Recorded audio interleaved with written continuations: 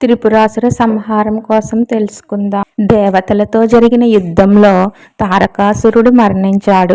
దేవతల మీద పగ తీర్చుకోవాలని అతని కుమారులు విద్యున్మాలి, తారకాక్షుడు, కమలాక్షుడు అను ముగ్గురు కొడుకులు బ్రహ్మను గూర్చి తపస్సు చేశారు. వారు ముగ్గురు కలిసి భయంకరమైన తపస్సు చేయగా బ్రహ్మ వారి తపస్సుకు మెచ్చి ప్రత్యక్షమై మీ కోరికలేమిటో చెప్పండి, ఇస్తానన్నాడు.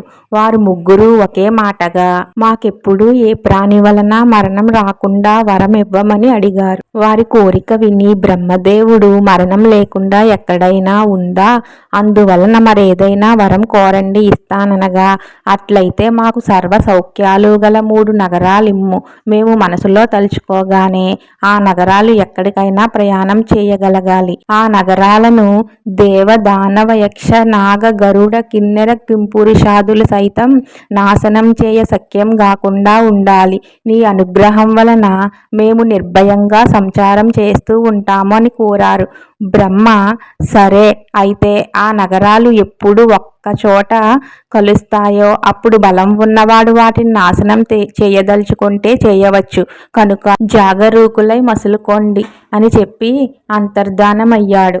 బ్రహ్మ నుండి వరాలు పొందిన ముగ్గురు రాక్షసులు వారి కోసం 3 పురాలను నిర్మించమని మయుడిని ప్రార్థించారు.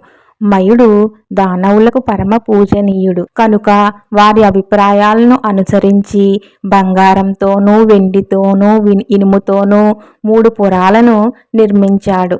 బంగారంతో నిర్మించిన పురంలో తారకాసుడు స్వర్గంలోనూ, వెండితో నిర్మించిన పురంలో కమలాక్షుడు ఆకాశంలోనూ, ఇనుముతో నిర్మించిన భవనంలో విద్యున్మాలి భూలోకంలోనూ సంచరిస్తూ ఉండేవారు.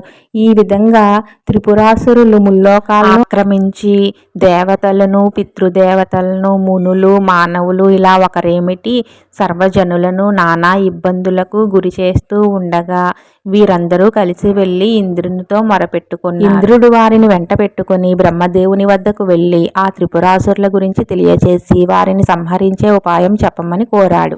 ఇంద్రుని కోరిక విని బ్రహ్మదేవుడు ఇట్లన్నాడు: ఓ ఇంద్రాది దేవతలారా, ఇప్పుడు ఆ త్రిపురాలు చాలా బలపడి ఉన్నాయి. వాటిని ఒకే బాణంతో నశింపచేయటానికి ఆలోచిస్తే తప్ప మరే విధంగానూ ఆ 3 పురాలు నశించవు.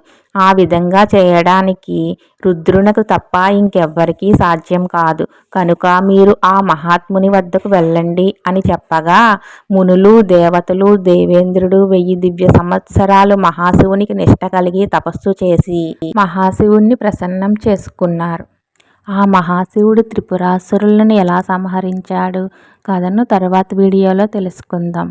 ఈ వీడియో కనుక మీకు నచ్చినట్లయితే please like, share, subscribe my channel. Thank you for watching.